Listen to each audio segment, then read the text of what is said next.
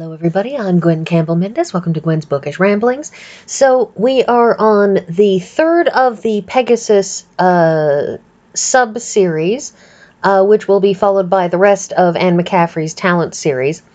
And this is a book that was published much, much later than the others. This was published more than 10 years after Pegasus in Flight, because this particular book, in its way, is a gap filler, because the distance between Pegasus in Flight and The Rowan, which is the first book of the Talent series, the later Talent series where things get super weird in sci-fi, the part where you start having aliens and being way out in outer space and stuff.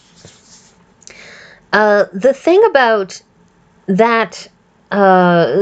about those books is that they're very, very far removed from To Ride Pegasus and Pegasus in Flight, because those first two books are very much of the 20th century. That they take place on Earth with earthbound people with a very, very distinct cultural similarity to the way things were in the 60s, 70s, 80s, and 90s. That is, our 60s, 70s, 80s, and 90s. That it's, the people sort of have a particular way of looking at the world and perception that is of our moment, and of the psychology of a people who are bound to specific planets and so on and so forth. Pegasus in Space.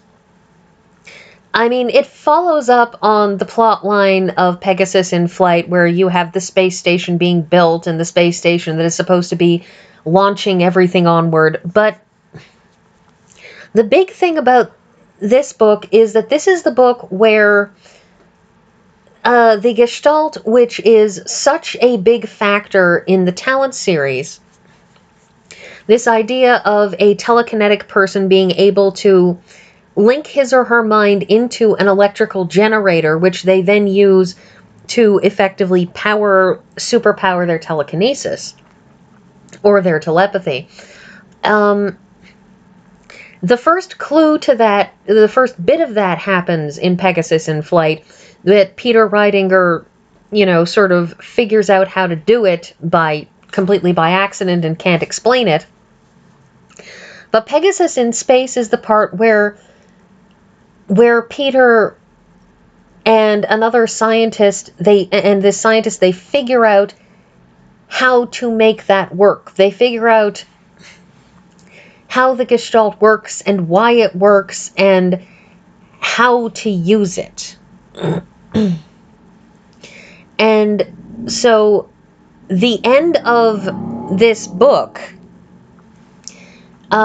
is very much about closing the chapter on the limitations of being earthbound. It's about closing everything. It's about closing all of those things off. Specifically so that we can make the transition from this into the Rowan, that it makes that transition smooth. It makes it smooth because it clarifies where the T&T, telepath and telekinetics, where that industry, where that group comes from. It clarifies how these so-called T&T towers come into being in the shape that they're in. And so what you have in this book is it's a missing link. And it's a missing link that, it was missing for 10 years. But that's something that Anne McCaffrey actually has historically done. At some point, I will probably get around to doing her her Pern series, or at least the significant chunk of it that I am willing to reread, because there are parts of it that I am not willing to reread and parts of it that I never read to begin with, but I'll talk about Pern when I talk about it. The only thing I'm bringing up here is that one of the things that Anne McCaffrey did in that series was, after her initial trilogy, she went back to the beginning and slowly over time filled in all of these many, many, many hundreds of years of gap between the chronological beginning of this Pern series and where things were in her initial trilogy and how that follows up. So what she's doing with this book is filling in that really, really significant gap, because this is very much about asking that question, how did we get from this point to that point? And so this whole book is, in its way, it's a little bit aimless. We have lost one of the significant characters of the last book, which is kind of a pity, because Turla, who was really half of Pegasus in Flight, her story, that story has basically vanished in the course of this book, and this book is all about Peter Reidinger the First. By the time we get to the Rowan, we are now several Peter Reidingers on. Is the third or the fifth, whichever one he is, in the Rowan. But it's very much his story. And there's a kind of a perfunctory romance at the end, which wasn't really necessary. But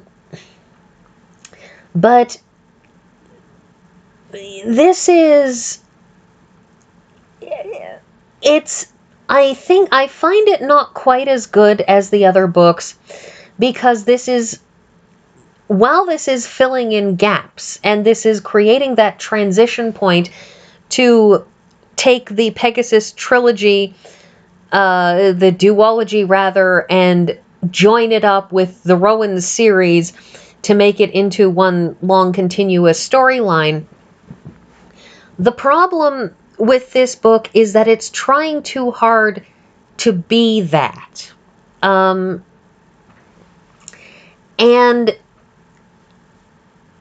it's very, very perfunctory, and it's not even suffering from the prequel problem that you sometimes get, that people sometimes complain about. Like the prequel problem that you have when you are considering the Star Wars prequel trilogy, where, since we all know that Anakin Skywalker is going to turn into Darth Vader, you're just waiting for that to happen. This is more than that. That it really isn't one of Anne McCaffrey's best books. It's entertaining enough as it goes.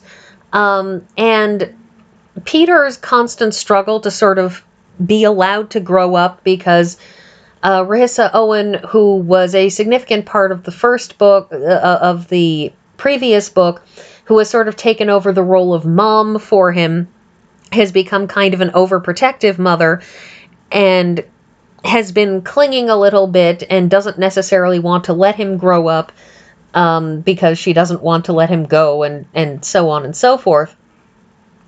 So, you have that struggle that Peter has to, separate himself and be allowed to grow up. You have the ongoing struggle to just sort of figure out what everybody's doing and how they're doing it. But it lacks a little bit of dynamism. It feels a little bit like it's just kind of treading on its way through. That said, the close of the book, I mean, before the timeline that she sort of perfunctorily tacks on at the end, where she puts in a timeline of dates when significant things happened in humanity's reaching for the stars and all that, there is a very nice close on this, in that in the last chapter of the book is when Dorothea Horvath, who has been in all three of these books, in the last book in this series, Dorothea has finally died in the last chapter of this book, and in a way, it is one of the things that I very much appreciate in this book, because it's a poetic way of sort of closing that chapter in terms of this particular fictional development of humanity, because Dorothea was in the first book to ride Pegasus as a small child who is, sort of used by the center to help find talents who are hopeful of being discovered. And she's in the second book as the kindly grandmother figure who is there for Turla and is there for Peter and helps them with everything. And in this book, she's the kindly grandmother to one more child, but is also there as kind of a bedrock of familiarity and family for Peter and Turla and for all of these people. And the fact that, she sees one of Peter's most important launches before she died, because this book ends with Peter and a couple of other talents launching a spaceship all the way to another planet that is light years away, and an explanation of how all of this long distance talent stuff works.